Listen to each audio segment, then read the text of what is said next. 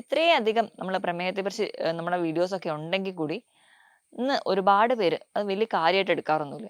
അതുകൊണ്ട് തന്നെയാണ് പ്രമേഹം മൂലം ഒരുപാട് കോംപ്ലിക്കേഷൻസ് നമ്മുടെ നാട്ടിൽ കൂടിക്കൂടി വരുന്നത്.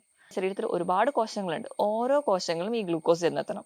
അപ്പോൾ ഈ ഗ്ലൂക്കോസിനെ ഓരോ കോശങ്ങളിലും എത്തിക്കുന്നയാളാണ് ഇൻസുലിൻ. അമിതവണ്ണം ഒക്കെ ഉണ്ടെങ്കിൽ പെട്ടെന്ന് നമുക്ക് ഇൻസുലിൻ റെസിസ്റ്റൻസ് ഒക്കെ വരാൻ ചാൻസ് ഉണ്ട്. അത് നമ്മളെ ഒരു പ്രമേഹ രോഗിയിലോട്ട് മാറ്റും. Polyuria, polyphagia, polydipsia. വിശപ്പ് കൂടുതലായിരിക്കും. ഒരുപാട് തവണ മൂത്രം ഒഴിക്കാൻ വേണ്ടി പോവുക. ദാഹം അതുപോലെ തന്നെ കൂടുതലായിരിക്കും. ഇതാണ് പ്രധാനമായിട്ടുള്ള സിംറ്റംസ്. ഇത് കൂടാതെ തന്നെ പലർക്കും പല രീതിയിലുള്ള ലക്ഷണങ്ങളായിരിക്കും കാണും.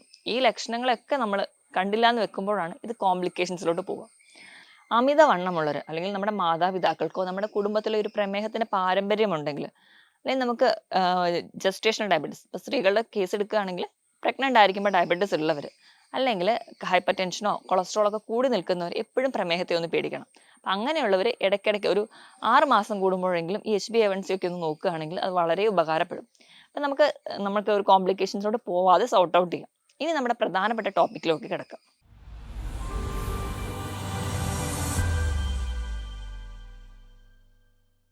ഹായ്, ഞാൻ ഡോക്ടർ പ്രിയ, QNB ഹെൽത്ത് കെയറിലെ ഹോമിയോപ്പതിക് ഫിസിഷ്യനാണ്. നമ്മുടെ ഇടയിൽ ഏറ്റവും കോമൺ ആയി കാണുന്ന ഒരു ജീവിതശൈലി രോഗമാണ് ഇപ്പോൾ പ്രമേഹം. നമ്മുടെ നാട്ടിൽ ഒരു മഹാരോഗമാണ് ഇന്ന് പ്രമേഹം എന്നറിയപ്പെടുന്നത് തന്നെ. നമ്മളെ സൈലന്റ് ആയിട്ട് അറ്റാക്ക് ചെയ്യുന്ന ഒരു കണ്ടീഷനാണ് പ്രമേഹം. ഇത്രയൊക്കെ പ്രശ്നങ്ങൾ ഉണ്ടെങ്കിലും നമ്മൾ ഇന്ന് ഒരുപാട് വീഡിയോസ് പ്രമേഹത്തെക്കുറിച്ച് സെർച്ച് ചെയ്യുന്നുണ്ടെങ്കിലും എങ്ങനെ ഭക്ഷണം നിയന്ത്രിക്കാം, ഫ്രൂട്ട്സ് കഴിക്കാവോ, അങ്ങനെ ഒരുപാട് വീഡിയോകൾ നമ്മൾ ഇതിനെപ്പറ്റി നോക്കാറുണ്ട്. ഇത്രയധികം നമ്മൾ പ്രമേഹത്തെക്കുറിച്ച് നമ്മുടെ വീഡിയോസൊക്കെ ഉണ്ടെങ്കിൽ കൂടി ഇന്ന് ഒരുപാട് പേര് അത് വലിയ കാര്യമായിട്ട് എടുക്കാറൊന്നുമില്ല. അപ്പം അവര് വീട്ടിൽ തന്നെ പൊടിക്കൈകൾ വെച്ച് ട്രീറ്റ് ചെയ്യാൻ താല്പര്യപ്പെടുന്നവരാണ്. അല്ലെങ്കിൽ ഡയബറ്റീസ് ഉണ്ട് എന്ന് അറിഞ്ഞാൽ വീണ്ടും ഒരു ബ്ലഡ് ചെക്കപ്പിന് വേണ്ടി പോവാത്തവരാണ് കൂടുതൽ ആൾക്കാർ. അതുകൊണ്ട് തന്നെയാണ് പ്രമേഹം മൂലം ഒരുപാട് കോംപ്ലിക്കേഷൻസ് നമ്മുടെ നാട്ടിൽ കൂടിക്കൂടി വരുന്നത്. അതിന് ഏറ്റവും വലിയ ഉദാഹരണം എന്ന് പറഞ്ഞാൽ ഡയാലിസിസ് യൂണിറ്റുകൾ ദിവസം പ്രതി കൂടി വരുന്നതാണ്. അപ്പോൾ ഇന്ന് ഈ വീഡിയോയിലൂടെ നമുക്ക് പ്രധാനമായിട്ടും പ്രമേഹം മൂലം ഉണ്ടാകുന്ന കോംപ്ലിക്കേഷൻസ് നോക്കാം. നമ്മുടെ ടോപ്പിക്കിലേക്ക് വരുന്നതിന് മുമ്പ് നമുക്ക് പ്രമേഹത്തെ പറ്റി ഒരു ഇൻട്രൊഡക്ഷൻ നോക്കാം. പ്രമേഹം എന്ന് പറയുന്നത് നമ്മുടെ രക്തത്തിൽ ഷുഗറിന്റെ അല്ലെങ്കിൽ ഗ്ലൂക്കോസിന്റെ അളവ് കൂടി നിൽക്കുന്ന അവസ്ഥയാണ് പ്രമേഹം. അപ്പോൾ പ്രമേഹം എന്ന് പറയുന്നത് ഷുഗർ കൂടി നിൽക്കുന്നു. എങ്ങനെയാണ് ഒരാൾ പ്രമേഹ രോഗിയാകുന്നതെന്ന് നോക്കാം. നമ്മൾ കഴിക്കുന്ന ഭക്ഷണത്തിൽ അന്നജമുണ്ട്, കൊഴുപ്പുണ്ട്, പ്രോട്ടീൻ ഉണ്ട്, അങ്ങനെ പലതും മിക്സ് ചെയ്തിട്ടാണ്. നമ്മൾ കഴിക്കുന്ന ഭക്ഷണത്തിലെ അന്നജം അത് ഡിവൈഡ് ചെയ്ത് ഗ്ലൂക്കോസിന്റെ ഫോമിലോട്ടാവും. ഈ ഗ്ലൂക്കോസ് ആണ് നമ്മൾ ഊർജ്ജത്തിനായിട്ട് അല്ലെങ്കിൽ നമ്മൾ ഓരോ പ്രവർത്തനങ്ങൾക്ക് വേണ്ടി യൂസ് ചെയ്യുന്നത്. അപ്പം നമ്മുടെ രക്തത്തിൽ ഗ്ലൂക്കോസ് എത്തുമ്പോൾ നമ്മുടെ ഓരോരോ കോശങ്ങളും, നമ്മുടെ ശരീരത്തിൽ ഒരുപാട് കോശങ്ങളുണ്ട്, ഓരോ കോശങ്ങളും ഈ ഗ്ലൂക്കോസ് ചെന്നെത്തണം. അപ്പൊ ഈ ഗ്ലൂക്കോസിനെ ഓരോ കോശങ്ങളിലും എത്തിക്കുന്നയാളാണ് ഇൻസുലിൻ. ഇൻസുലിൻ എന്ന് പറയുന്ന ഒരു ഹോർമോൺ ആണ്, പാൻക്രിയാസ് ഗ്രന്ഥി ഉൽപ്പാദിക്കുന്ന ഒരു ഹോർമോൺ. ഈ ഇൻസുലിൻ ആണ് ഓരോ ഗ്ലൂക്കോസ് കണികകളെയും നമ്മുടെ കോശങ്ങളിൽ എത്തിക്കുന്നത്. അപ്പോൾ ഇൻസുലിൻ ഇങ്ങനെ ഗ്ലൂക്കോസിനെ പിടിച്ച് ഓരോ കോശങ്ങളിൽ എത്തിക്കുമ്പോൾ ഈ കോശങ്ങളുടെ അകത്തേക്ക് ചെന്ന് കയറാൻ വേണ്ടി വാതിൽ കൊടുക്കുന്ന ആൾക്കാരെ നമ്മൾ ഇൻസുലിൻ റിസപ്റ്റേഴ്സ് എന്ന് പറയും. നമ്മുടെ തെറ്റായ ജീവിതശൈലി അല്ലെങ്കിൽ അധികമായിട്ട് അന്നജമടങ്ങിയ ഭക്ഷണം അല്ലെങ്കിൽ ഒരുപാട് മധുരമടങ്ങിയ ഭക്ഷണം സ്ഥിരമായി കഴിക്കുമ്പോൾ നമ്മുടെ രക്തത്തിൽ പൊതുവെ ഗ്ലൂക്കോസിന്റെ അളവ് കൂടും. ഗ്ലൂക്കോസിന്റെ അളവ് കൂടുന്നതിന്റെ ഭാഗമായിട്ട് ഈ ഇൻസുലിൻ റിസപ്റ്റേഴ്സ് നമ്മുടെ കോശങ്ങളിൽ ഒരു മിതമായ അളവിൽ മാത്രമേ ഉണ്ടാവുള്ളൂ. അപ്പൊ എല്ലാ ഇൻസുലിൻ റിസപ്റ്റേഴ്സും മതിയാകാതെ വരും ഈ ഗ്ലൂക്കോസിന് കോശങ്ങളിലേക്ക് കയറാൻ വേണ്ടി. അപ്പോൾ ഈ ഇൻസുലിൻ റിസപ്റ്റേഴ്സ് ഒരു ഹൈപ്പർ ആക്റ്റീവ് ഫോമിലോട്ട് മാറും. ഇതിനെ നമ്മൾ ഇൻസുലിൻ റെസിസ്റ്റൻസ് എന്ന് പറയും. ഈ ഇൻസുലിൻ റെസിസ്റ്റൻസ് ആണ് വീണ്ടും നമ്മളൊരു പ്രമേഹ രോഗിയിലോട്ട് മാറ്റുന്നത്. അമിതവണ്ണം ഒക്കെ ഉണ്ടെങ്കിൽ പെട്ടെന്ന് നമുക്ക് ഇൻസുലിൻ റെസിസ്റ്റൻസ് ഒക്കെ വരാൻ ചാൻസ് ഉണ്ട്. അത് നമ്മളൊരു പ്രമേഹ രോഗിയിലോട്ട് മാറ്റും. പ്രമേഹം പ്രധാനമായിട്ടും 4 ടൈപ്പാണെന്ന് നമുക്കൊക്കെ അറിയാം. ജുവനൈൽ ഡയബറ്റീസ്, നമ്മൾ ടൈപ്പ് 2 ഡയബറ്റീസ് അല്ലെങ്കിൽ നമ്മൾ ഇന്ന് കോമൺ ആയി കാണുന്ന ഡയബറ്റീസ്, പിന്നെ ഒരു ജനറ്റിക് ആയിട്ടുള്ള ഡയബറ്റീസ്, ജസ്റ്റേഷണൽ ഡയബറ്റീസ്. ഇങ്ങനെയാണ് 4 തരത്തിലാണ് കൂടുതലായിട്ടും പ്രമേഹം കാണുന്നത്. അപ്പൊ പ്രമേഹ രോഗി അല്ലെങ്കിൽ ഒരാൾ പ്രമേഹത്തിലേക്ക് പോകുന്നതിന് മുൻപ് ഒരു പ്രീ ഡയബറ്റിക് സ്റ്റേജ് ഉണ്ട്. അപ്പൊ തന്നെ നമ്മുടെ ശരീരത്തിൽ ചെറിയ ചെറിയ മാറ്റങ്ങളൊക്കെ കാണാറുണ്ട്. നമ്മുടെ കൈകാലിലെ മുട്ടുകളിൽ അല്ലെങ്കിൽ കൈ വിരലുകളുടെ മടക്കുകളിൽ, കഴുത്തിന് പുറകിലൊക്കെ സ്കിൻ കട്ടിയാവുക, ഒരു കറുപ്പ് നിറം വരിക. ഇതൊക്കെ ഒരു ഇൻസുലിൻ റെസിസ്റ്റൻസിന്റെ ടൈമിൽ ഉണ്ടാവുന്ന ചേഞ്ചസ് ആണ്. ഇതിനെ നമ്മൾ അക്കാന്തോസിസ് നൈഗ്രിക്കൻസ് എന്ന് പറയും. ഇതേ കണ്ടീഷൻ നമ്മൾ PCOD-യിലും കാണുന്നുണ്ട്. അപ്പം ഇങ്ങനെ ഒരുപാട് ചേഞ്ചസിന് പിന്നീട് നമ്മൾ എത്തുന്നത് ഒരു ഡയബറ്റിക് സ്റ്റേജ് ആണ്. ഡയബറ്റിക് എന്ന് പറയുമ്പോൾ പ്രധാനമായും ലക്ഷണങ്ങൾ എന്ന് പറയുന്നത് 3 നമുക്ക് പറയാം. Polyuria, polyphagia, polydipsia. വിശപ്പ് കൂടുതലായിരിക്കും. ഒരുപാട് തവണ മൂത്രം ഒഴിക്കാൻ വേണ്ടി പോവുക. ദാഹം അതുപോലെ തന്നെ കൂടുതലായിരിക്കും. ഇതാണ് പ്രധാനമായിട്ടുള്ള സിംറ്റംസ്. ഇത് കൂടാതെ തന്നെ പലർക്കും പല രീതിയിലുള്ള ലക്ഷണങ്ങളായിരിക്കും കാണും. ഈ ലക്ഷണങ്ങളൊക്കെ നമ്മൾ കണ്ടില്ല എന്ന് വെക്കുമ്പോഴാണ് ഇത് കോംപ്ലിക്കേഷൻസിലോട്ട് പോവുക. അപ്പം ഈ ഒരു കോംപ്ലിക്കേഷനിലോട്ട് പോകുമ്പം അതൊന്ന് സോർട്ട് ഔട്ട് ചെയ്യാൻ വേണ്ടി അല്ലെങ്കിൽ റൂൾ ഔട്ട് ചെയ്യാൻ വേണ്ടിയിട്ട് എപ്പോഴും ഒരു ബ്ലഡ് ടെസ്റ്റ് നമുക്ക് അത്യാവശ്യമാണ്. നമ്മൾ ഇതുവരെയുള്ള അല്ലെങ്കിൽ കുറച്ച് കാലഘട്ടം വരെ നമ്മൾ FBSും PPBSും മാത്രമാണ് നോക്കിയിരുന്നത്. FBS എന്ന് പറയുമ്പോൾ ഭക്ഷണം അല്ലെങ്കിൽ വെള്ളം ഒന്നും കുടിക്കാതെ ഫാസ്റ്റിംഗ് ബ്ലഡ് ഷുഗർ, അതൊരു 126 വരെ നമുക്ക് നോർമലായിട്ട് എടുക്കാം.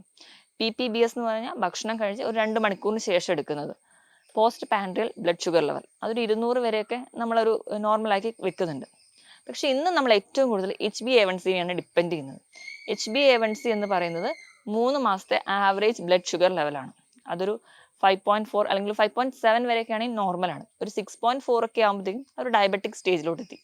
കൃത്യമായ ഒരു ബ്ലഡ് ചെക്കപ്പ് ഒക്കെ ഉണ്ടെങ്കിൽ ഒരു പരിധി വരെ നമുക്ക് മറ്റ് കോംപ്ലിക്കേഷൻസിലോടൊന്നും പോകാതെ തന്നെ പ്രമേഹത്തെ കൺട്രോൾ ചെയ്യാൻ പറ്റും. അപ്പൊ ആരൊക്കെയാണ് പ്രധാനമായിട്ടും ഈ പ്രമേഹത്തെ പേടിക്കേണ്ടത് നമുക്ക് നോക്കിയാൽ നമുക്കറിയാം.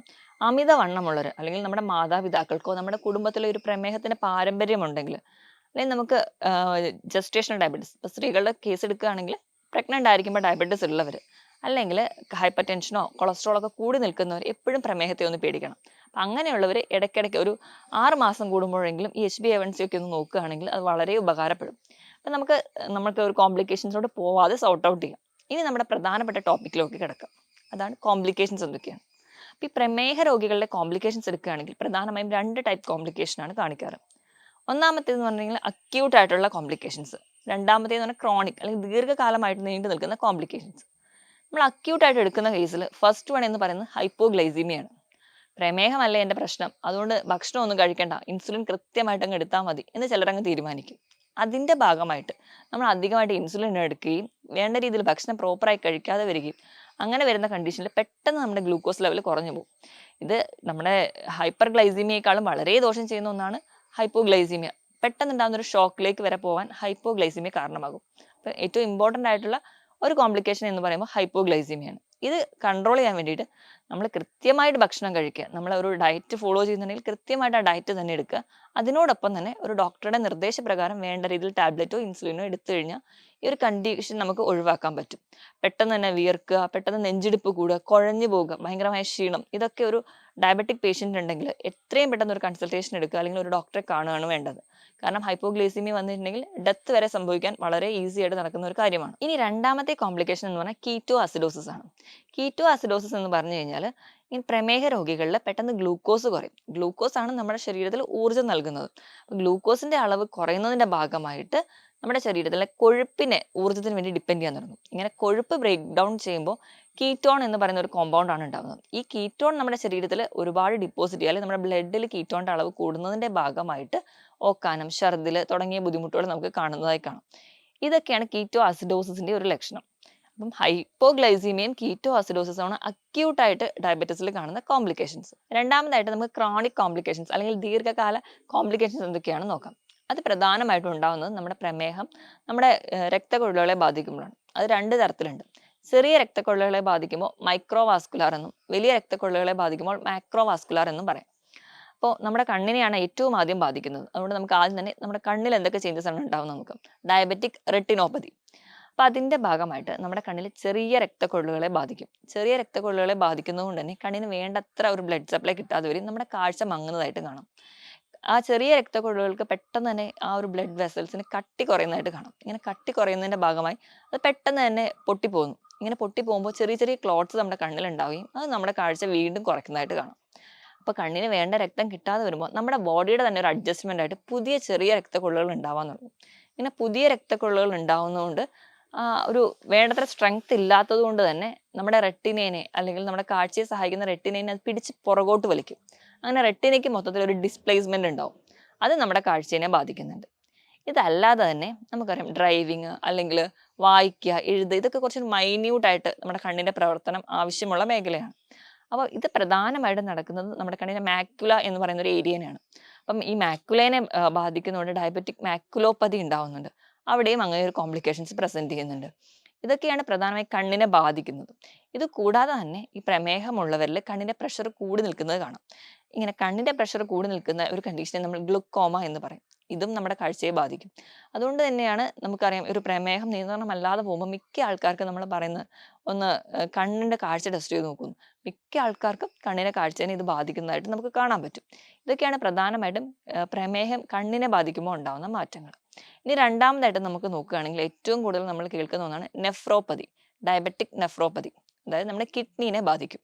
ഞാൻ ആദ്യം തന്നെ തുടക്കത്തിൽ പറഞ്ഞതുപോലെ ഇന്ന് ഒരുപാട് ഡയാലിസിസ് യൂണിറ്റുകൾ തുടങ്ങാൻ ഉള്ള ഒരു കാരണം എന്ന് പറയുന്നത് തന്നെ നിയന്ത്രണമല്ലാതെ പോകുന്ന പ്രമേഹമാണ്. അപ്പം ഇവിടെയാണെങ്കിലും ചെറിയ രക്തക്കുഴലുകളെ ബാധിക്കും. നമുക്കറിയാം കിഡ്നി ഫങ്ഷൻ ചെയ്യുമ്പോൾ നമ്മുടെ ഈ രക്തക്കുഴലുകളിലൂടെ രക്തം ചെന്ന് അത് അരിച്ച് മൂത്രമായി പുറത്തേക്ക് കളയാണ്. ഈ ചെറിയ ചെറിയ രക്തക്കുഴലുകളെ ബാധിക്കുന്നത് കൊണ്ട് തന്നെ നമുക്ക് കൃത്യമായിട്ട് ആ ഒരു കിഡ്നിയുടെ ഫങ്ഷൻ നടക്കാതെ വരും. ആ ഇതുകൊണ്ട് തന്നെ കിഡ്നി ഒരു ഡാമേജിലോട്ട് പോകുന്നത് കാണാം.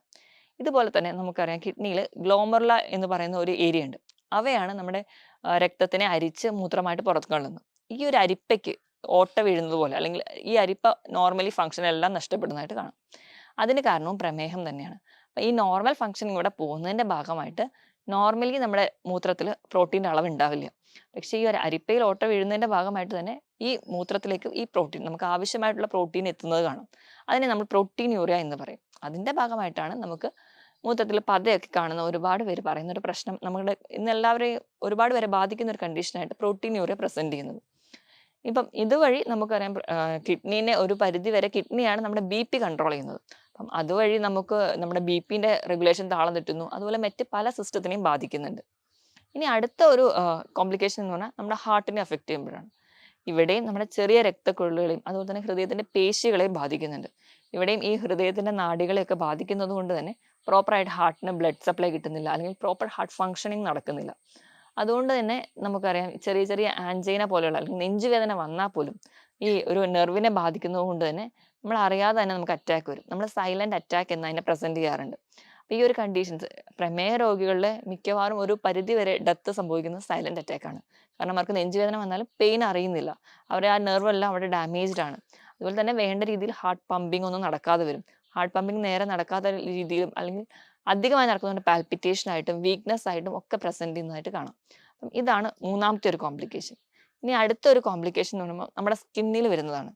സ്കിന്നിൽ വരുന്നത് നമുക്ക് എല്ലാവർക്കും അറിയാം. നമ്മൾ മുറ്റത്ത് ചെരുപ്പിടാതെ നടക്കുക അല്ലെങ്കിൽ പറമ്പിൽ ചെരുപ്പിടാതെ പോകുന്ന ഒരു ഡയബറ്റിക് പേഷ്യൻസ് തിരിച്ചു വരുമ്പോൾ ചെറിയൊരു വൂണ്ടോ അല്ലെങ്കിൽ ചെറിയൊരു മുള്ളു കൊണ്ടാൽ പോലും നമ്മൾ ചിലപ്പോൾ ശ്രദ്ധിക്കാതെ വരും. അപ്പം അങ്ങനെ ശ്രദ്ധിക്കാതെ നിൽക്കുമ്പോൾ ഈ ഒരു വൂണ്ട് ഇത് അൾസറായിട്ട് പ്രസന്റ് ചെയ്യുന്നത് കാണാം. കാരണം ഈ പ്രമേഹ രോഗികളുടെ ബ്ലഡിൽ ഷുഗറിന്റെ അളവ് കൂടുതലാണ്. അപ്പം ഇങ്ങനെ ചെറിയൊരു മുറിവ് വന്ന് അതിലൊരു രോഗാണു കയറിക്കഴിഞ്ഞാൽ ഈസി ആയിട്ട് ഈ രോഗാണുക്കൾക്ക് മൾട്ടിപ്ലൈ ചെയ്യാൻ പറ്റും.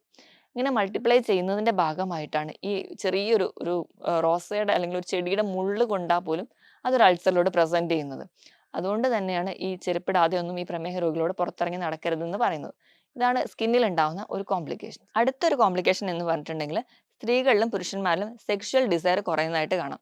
ഞാൻ നേരത്തെ പറഞ്ഞതുപോലെ നമ്മുടെ നെർവിനെ കംപ്ലീറ്റ് ആയിട്ട് അഫക്റ്റ് ചെയ്യുന്നത് കൊണ്ട് സ്ത്രീകളിലും പുരുഷന്മാർക്കും ഈ ഒരു പ്രശ്നം ഉണ്ടാവും. ഇതോടൊപ്പം തന്നെ പുരുഷന്മാരിൽ ഇറട്ടൈൽ ഡിസ്ഫങ്ഷൻ അല്ലെങ്കിൽ ഉദ്ധാരണക്കുറവ് പോലെയുള്ള പ്രശ്നങ്ങളും ഉണ്ടാവുന്നതിന് ഒരു പ്രധാന കാരണം എന്ന് പറഞ്ഞാൽ ഡയബറ്റീസ് കൺട്രോൾഡ് അല്ല, നമ്മുടെ നെർവ്സിനെ അഫക്റ്റ് ചെയ്യുന്നു. അതുവഴി പ്രോപ്പറായിട്ട് ഒരു ഓർഗന്റെയും ഫങ്ഷൻ നടക്കാതെ പോകുന്നതാണ്. ഇനി ഏറ്റവും വലിയൊരു കോംപ്ലിക്കേഷൻ എന്ന് പറയുന്നത് ന്യൂറോപ്പതിയാണ്. ന്യൂറോപ്പതി എന്ന് പറയുമ്പോൾ നമ്മുടെ നെർവിനെ അഫക്റ്റ് ചെയ്യുക. അത് നമുക്കറിയാം ഡയബറ്റിക് ന്യൂറോപ്പതി എന്ന് പറഞ്ഞു കഴിഞ്ഞാൽ നമ്മുടെ ഏതൊക്കെ നെർവ്സിനെ അഫക്റ്റ് ചെയ്യുന്നു. ഏറ്റവും കൂടുതൽ നമ്മൾ കാണുന്നത് പെരിഫറൽ ന്യൂറോപ്പതിയാണ്. നമ്മളെ കണക്ട് ചെയ്യുന്ന അല്ലെങ്കിൽ നമ്മുടെ ക്ലിനിക്കിൽ ഒരുപാട് പേഷ്യൻസ് വരുന്ന ഒരു കണ്ടീഷനാണ് കാലുകൾക്ക് തരിപ്പ്, കൈകൾക്ക് തരിപ്പ്, അല്ലെങ്കിൽ പാദത്തിനാണ് കൂടുതലായിട്ട് തരിപ്പ് എന്നൊക്കെ പറഞ്ഞു വരുന്നു. നമ്മൾ നോക്കിക്കഴിഞ്ഞ് കഴിഞ്ഞാൽ അവർ ചിലപ്പോൾ ഒരു കണ്ടിന്യൂസ് ആയിട്ട് പ്രമേഹ രോഗികളായിരിക്കും. അത് ചിലപ്പോൾ ഒന്ന് കൺട്രോൾഡ് അല്ലാതെ പോകുന്നതിന്റെ ഭാഗമായിട്ടാണ് ഈ പെരുപ്പ് അല്ലെങ്കിൽ തരിപ്പ് പോലെയുള്ള ബുദ്ധിമുട്ടുകൾ ഉണ്ടാകുന്നത്. ഇത് കൂടുതലും കാലിനാണ് നമുക്ക് തുടക്കത്തിൽ ഉണ്ടാവുക. കാലിലെ വിരലുകളിൽ നിന്ന് മുകളിലോട്ട് വരുന്ന രീതിയിലാണ് പ്രസന്റ് ചെയ്യുക.